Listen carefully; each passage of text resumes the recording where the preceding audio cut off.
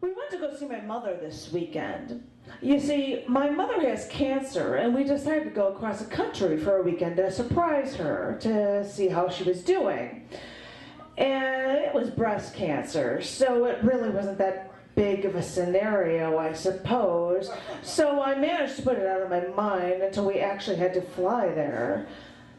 The night before, I couldn't bring myself to pack. It was 2 in the morning when I finally pulled my suitcase out from my pantry shelf.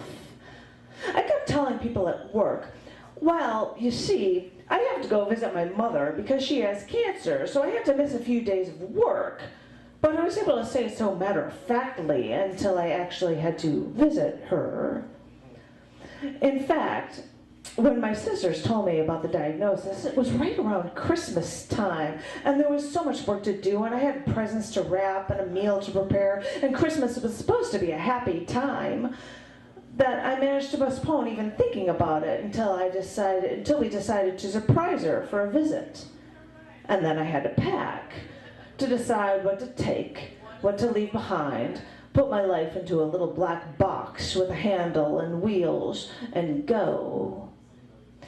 It shouldn't be like this, and I knew that. I knew that I shouldn't be visiting my mother under these circumstances, and I knew that she wouldn't ever want to think about bad things because things would always make her cry if they were bad, and this would just make her want to cry and cry, because the only reason why we're there is because things are bad. But I wasn't supposed to think that way. Things would be just fine. So I finished packing at like 4 in the morning, and the next thing I remember is that I was on the plane with my sisters, cracking jokes as we picked up our rental car, and then we got to see Mom and Dad's house and actually get there.